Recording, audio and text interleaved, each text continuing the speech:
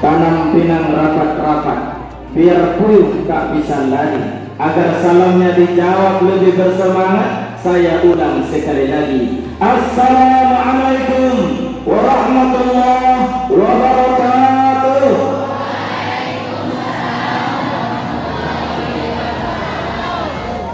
Alhamdulillahi rabbil alamin, alladzi anzala al-Qur'an hudan lin-nas wa bayyinatin minal huda wal furqan.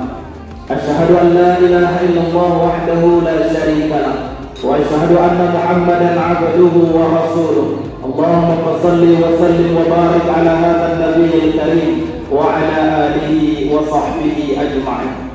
Qala Allah ta'ala fil Qur'anil karim, a'udzu billahi minasy syaithanir rajim. Ya ayyuhalladzina amanu taqullaha wal tanzur nafsum ma qaddamat lighad wattaqullaha innallaha khabirun bima ta'malun. Wa qala ta'ala fi ayatil ukhra, a'udzu billahi minasy syaithanir rajim. Bismillahirrahmanirrahim. Alladzina amanu wa hajaru wa jahadu fi sabilillah bi amwalihim wa anfusihim a'zamu darajatan 'inda Allah wa ulaika humul faizun. Shadaqallahul azim. Ibu Kepala Madrasah Man 1 Padang beserta segenap unsur pimpinan yang sama-sama kita hormati dan kita muliakan, Bapak dan Ibu Majelis Guru beserta seluruh karyawan-karyawati pegawai Man 1 Kota Padang yang kita hormati. Seterusnya kepada adik-adik kami mahasiswa yang sedang melaksanakan praktek lapangan di Man 1 Kota Padang yang kami banggakan, dan teristimewa kepada seluruh siswa dan siswi Man 1 Kota Padang yang sangat luar biasa, yang sangat hebat. Takbir! Takbir! Pertama, mari kita bersyukur kepada Allah Subhanahu wa Ta'ala. Pada kesempatan hari ini Allah izinkan kita bertemu. Seyogyanya hari Jumat kemarin, tapi Allah turunkan nikmat yang begitu besar. Kita diberikan hujan, dan mudah-mudahan tidak mengurangi arti daripada pertemuan kita ini. Berbagai nikmat yang Allah berikan dalam kehidupan manusia, Allah tidak minta kita untuk menghitungnya. Allah tidak minta kita hitung satu persatu, akan tetapi hadirin wal hadirat rahimakumullah, Allah hanya minta kepada kita agar kita mampu menjadi hamba yang pandai bersyukur kepada Allah Subhanahu wa Ta'ala. Orang yang senantiasa mensyukuri nikmat Allah, Allah akan berikan rasa cukup di dalam hatinya. Allah akan berikan kebahagiaan kepadanya. Pada akhirnya kelak, mereka orang-orang yang senantiasa bersyukur kepada Allah, Allah akan masukkan mereka ke dalam surganya Allah Subhanahu wa Ta'ala. Amin ya Rabbal. Salawat dan salam kepada Nabi Muhammad sallallahu alaihi wasallam sebagai uswatun hasanah di dalam kehidupan kita. Mudah-mudahan kita dapat menjadikan beliau sebagai idola dalam hidup kita. Dapat kita jadikan beliau sebagai tauladan, sebagaimana Allah Subhanahu wa Ta'ala telah memberikan jaminan di dalam Al-Quran. Surat Al-Ahzab ayat 21. Laqad kana lakum fi Rasulillahi uswatun hasanah liman kana yarjullaha wal yawmal akhir wa dzakarallaha katsiran. Sungguh telah ada pada diri Rasulullah tauladan, contoh, ikutan, panutan yang terbaik bagi manusia, yakni bagi mereka yang beriman kepada Allah, bagi mereka yang yakin akan hari akhir, serta mereka yang banyak berzikir kepada Allah Subhanahu wa Ta'ala. Dengan hantaran doa, Allahumma salli ala Muhammad wa ala ali Muhammad. Hadirin wal hadirat, keluarga besar Man 1 Kota Padang rahimakumullah, izinkan saya dalam kesempatan yang singkat ini menyampaikan tausiah dalam rangka peringatan 1 Muharram, di mana peristiwa hijrah menjadi sebuah tonggak perjalanan sejarah yang dapat mengubah kehidupan umat manusia. Rasulullah Sallallahu Alaihi Wasallam lebih kurang 13 tahun berdakwah di Mekah. Berbagai tantangan, ancaman, intimidasi yang datang silih berganti, bahkan percobaan pembunuhan, tidak hanya kepada umat pengikut beliau, tetapi pada akhirnya orang-orang kafir Quraisy mereka bermusyawarah di Darun Nadwah yang dipimpin oleh paman beliau sendiri, yaitu Abu Jahal bin Ibnu Hashim. Hadirin wal hadirat, anak-anak kami yang kami banggakan, dalam pertemuan di Darun Nadwah sepakat pemuka kafir Quraisy bahwa mereka mesti menghentikan dakwah Rasulullah dengan cara menangkap, menghabisi, baik dalam keadaan. Hadirin rahimakumullah, ketika Nabi dan Abu Bakar sudah berada di dalam gua Sur, kemudian Nabi ingin berbaring beristirahat. Kondisi fisik, psikologis beliau juga sangat penuh dengan tekanan. Kemudian Abu Bakar menselonjorkan, aneh seperti adik kita ini, menselonjorkan kakinya. Kemudian Nabi Muhammad SAW berbaring di atas paha Abu Bakar. Sungguh luar biasa kesetiaan dan pengorbanan Abu Bakar. Bahkan ketika itu, karena memang beliau juga mengkhawatirkan atas keselamatan Nabi, beliau mengatakan kepada Rasulullah, "Ya Rasulullah, andaikan orang kafir Quraisy menemukan kita hari ini, habis kita. Tidak ada tempat untuk lari, karena kalau masuk ke dalam gua, tidak ada pintu tembus sampai ke belakang. Dia mesti keluar dari pintu dari mana dia masuk." Kemudian kata Nabi, "La wala takhaf wala tahzan, innallaha ma'ana."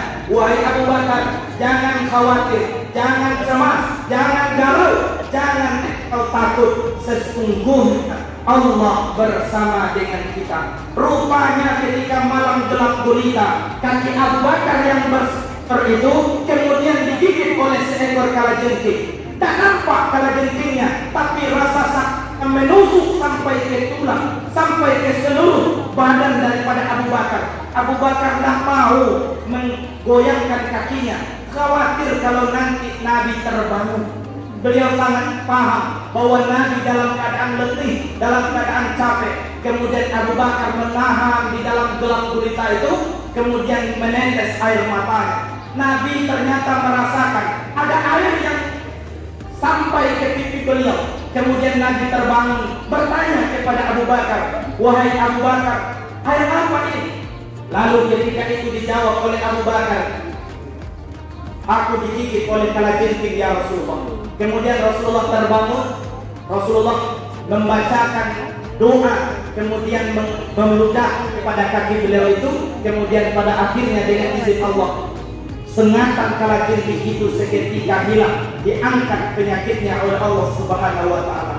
3 hari 3 malam Nabi berada di Gua Sur. Nabi berangkat hari Senin tahun 6 bulan September 622 Masehi.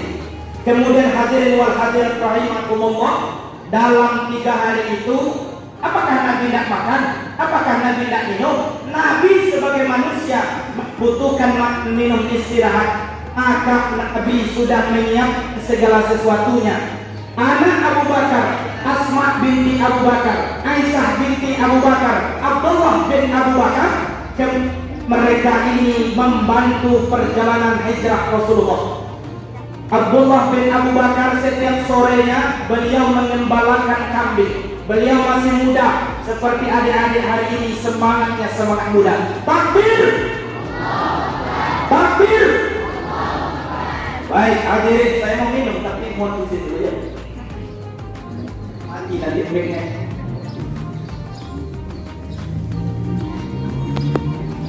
Hadirin Allah bin Abu Bakar setiap sore beliau mengembalakan kambing, domba di sekitar Gua Sur.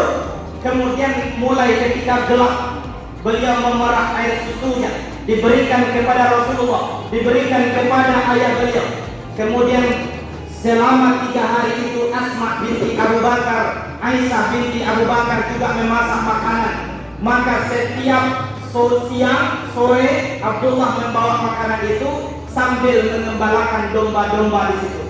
Kemudian ketika tengah malam Abdullah bin Abu Bakar kembali ke kota Mekah supaya tidak dicurigai, supaya tidak diperhatikan oleh orang-orang kafir yang sudah mulai kehilangan jejak dari perjalanan Rasulullah Sallallahu Alaihi Wasallam. Kemudian hadirin rahimakumullah, Nabi juga menyewa seorang Yahudi. Rupanya perjuangan untuk taat kepada Allah itu tidak peduli. Kalau memang kita dalam Islam ini kan dalam urusan ibadah dan juga dalam urusan akidah yang tak boleh kita ta'awun, bertolong menolong dengan orang-orang selain daripada agama kita. Tetapi dalam urusan muamalah, Nabi pernah pinjam besi kepada orang Yahudi, Nabi pernah berhutang kepada orang Yahudi. Nabi pun dalam perjalanan hijrah mempercayakan sebagai penunjuk jalan dari seorang Yahudi yang bernama Abdullah bin Uraikid. Silakan nanti adik-adik baca sirahnya secara lebih mendalam. Hadirin yang saya muliakan, 3 malam Nabi berada di Gua Sur.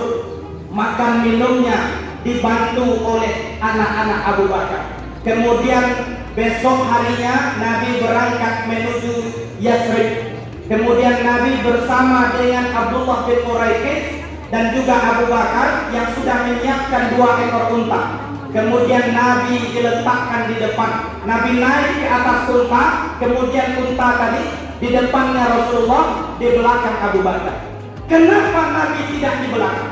Mestinya kalau kita lihat misalnya pejabat kan tak mau dia bawa mobil, tak mau dia yang di depan menyetir. Pastilah ada ajudannya, ada sopirnya. Nabi ternyata itu bahagian dari strategi. Kenapa? Karena Abu Bakar orang yang populer, orang yang terkenal, bahkan sampai keluar Mekah. Beliau orang yang terkenal dengan orang yang arif bijaksana, orang yang dermawan. Kalau Abu Bakar di depan, orang akan meyakini bahwa yang di belakang itu adalah Muhammad. Orang mudah untuk mengetahui Nabi Muhammad. Karena itu Nabi disuruh diletak depan. Lalu ketika perjalanan dimulai pada hari itu, kemudian banyak orang bertanya kepada Abu Bakar, "Wahai Abu Bakar, siapa orang yang di depanku ini?" Kata Abu Bakar, "Orang yang di depanku ini adalah penunjuk jalan." Jadi memang hebat juga strategi Abu Bakar.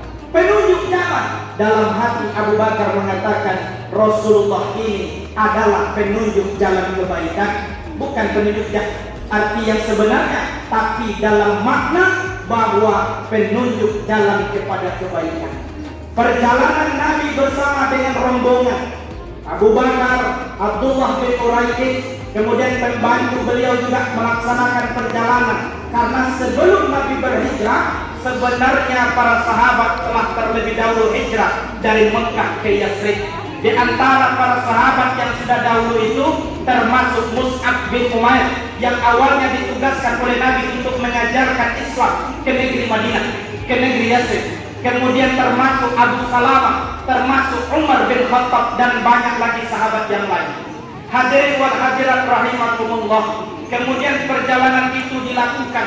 Di dalam perjalanan yang jaraknya lebih kurang 500 kilo dari Mekah ke Madinah itu, ada yang mengatakan 490 km. Ada para ulama menyebutkan sekitar 500 km. Cukup jauh.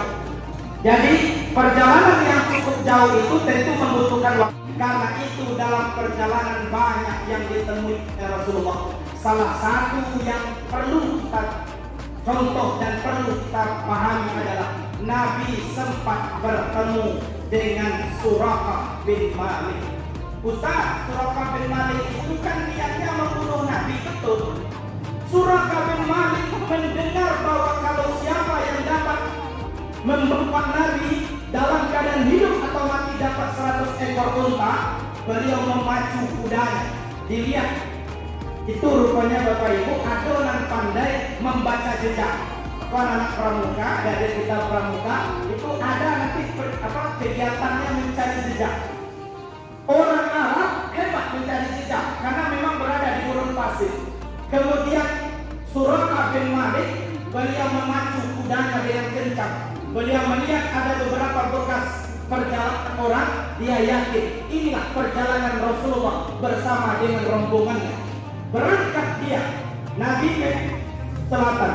Jalur biasa yang dilakukan oleh para pedagang Arab ataupun orang-orang Arab dari Mekah ke Madinah itu melalui jalur utara. Karena Nabi ingin selamat, kemudian agar tidak diketahui oleh orang Arab, orang kafir Quraisy, kemudian Nabi memilih jalur selatan, pesisir pantai. Kemudian setelah sudah dekat, nampak memang ada rombongan yang sedang melakukan perjalanan di gurun padang pasir itu. Kemudian Suraqah bin Malik memacu kuda.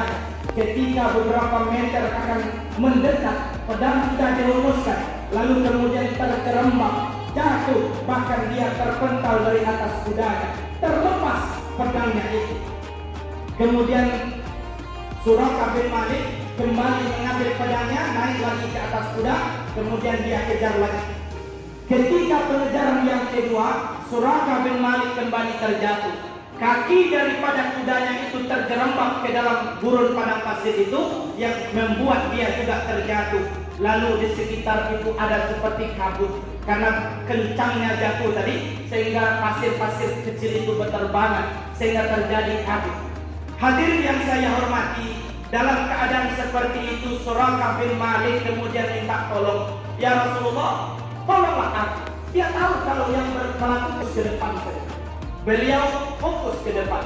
Bagaimana misalnya Nabi Ibrahim ketika akan membawa anaknya Nabi Ismail untuk pergi disembelih di balik kota Mekah itu, kan digoda oleh iblis, digoda oleh setan supaya tidak jadi menyembelih anak. Nabi pun tetap istiqomah menuju melihat ke depan.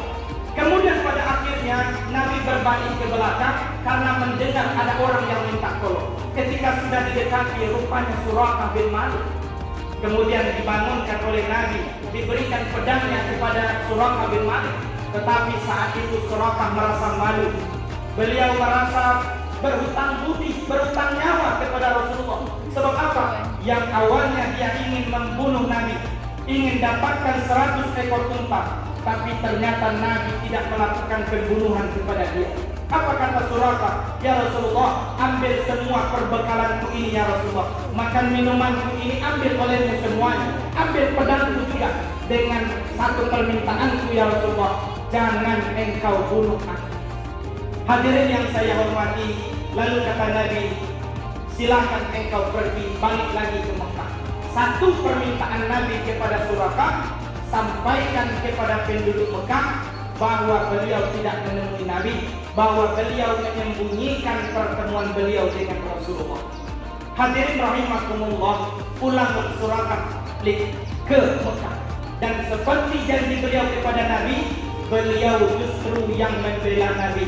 Beliau sampaikan kepada orang kafir Quraisy bahwa saya tidak pernah melihat Nabi. Tidak usahlah kalian berusaha untuk mencari-cari Muhammad. Saya sudah cari tapi tidak ketemu. Sehingga apa yang terjadi? Beberapa tahun berikutnya ternyata Suraqah bin Malik juga memeluk agama Islam. Hadirin wal hadirat rahimakumullah, singkat cerita perjalanan itu dilakukan oleh Nabi sampai Nabi di Kuba. Lalu Nabi beristirahat di sana. Kemudian juga Nabi sempat melaksanakan sholat berjamaah, membangun masjid, kemudian sholat Jumat bersama dengan umat Islam di sana. Kemudian Nabi melanjutkan lagi perjalanan. Baru Nabi sampai di Yasrib. Orang-orang Yasrib setiap hari merindukan kedatangan Nabi. Di Madinah itu mereka punya benteng. Siapapun boleh naik ke atas benteng. Satu hari ada seorang Yahudi naik ke atas benteng. Dari kejauhan, kata Yahudi tadi, aku lihat ada pas yang berjalan. Kapas itu kan putih, pakaian Nabi putih. Jadi seolah-olah karena jauh perjalanan itu seperti kapas yang berjalan. Maka kemudian beliau turun di atas benteng, beliau sampaikan kepada orang-orang Islam di sana, umat Islam di sana, "Wahai umat Islam, orang yang kalian tunggu sudah datang, orang yang kalian rindukan sudah hadir, maka lihatlah ke sana."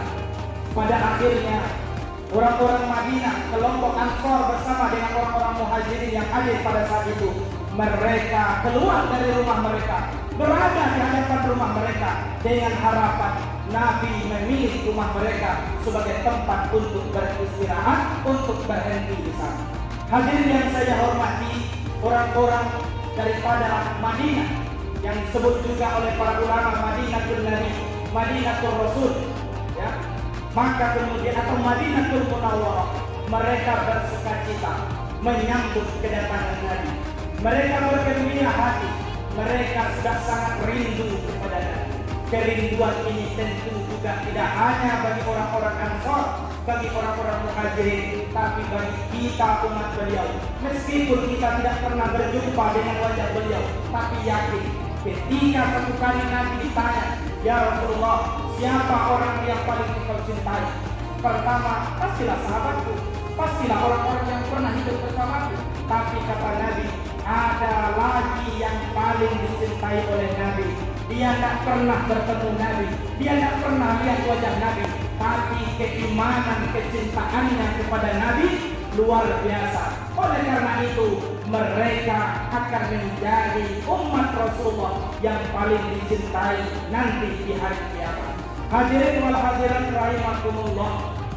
Sejenak mari kita kembali menghangatkan dengan kita berzikir kepada Allah Subhanahu wa taala supaya panas mataharinya tidak betul-betul terasa, ya.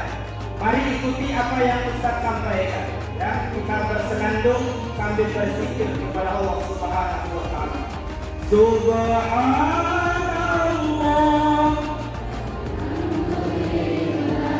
wa la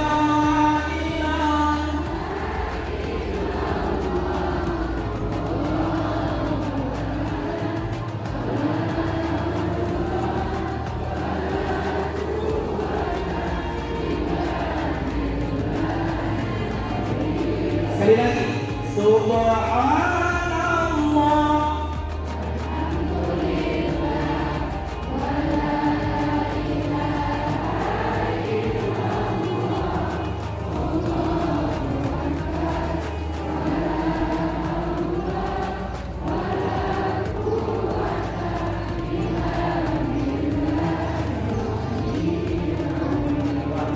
Takbir, takbir.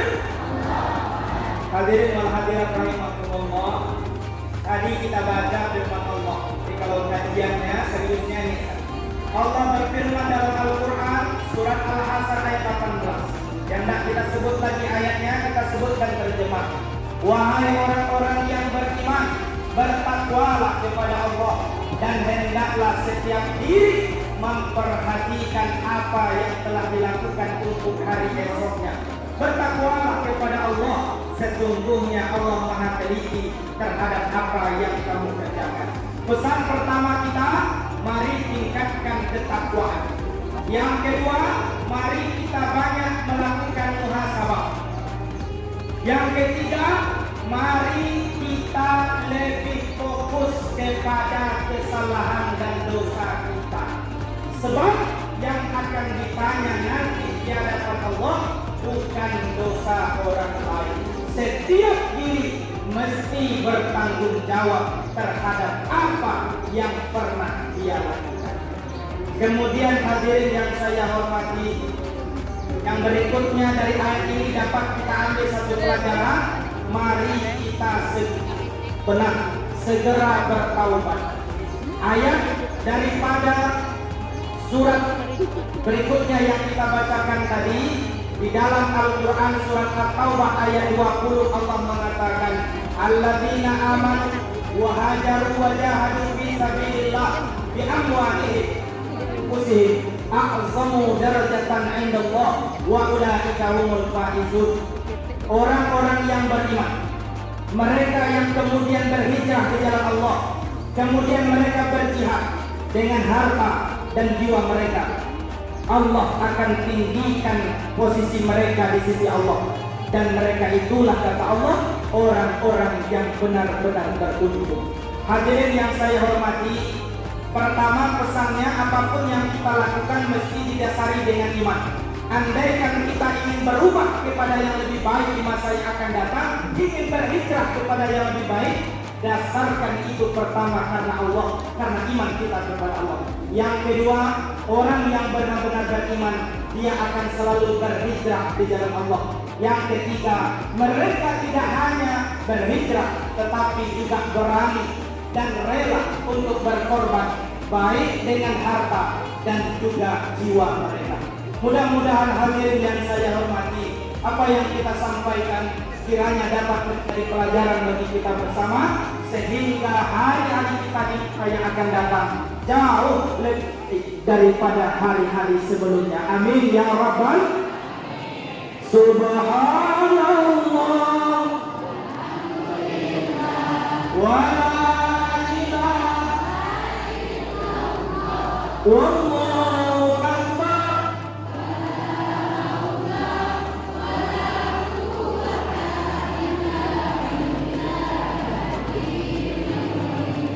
Demikian yang dapat kita sampaikan. Terima kasih atas segala perhatian. Kalau ada jarum yang patah, jangan disimpan di dalam peti. Kalau ada kata yang salah, jangan dilaporkan kepada Pak Polisi.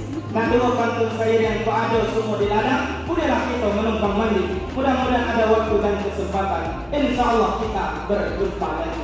Billahi taufiq wal hidayah. Assalamualaikum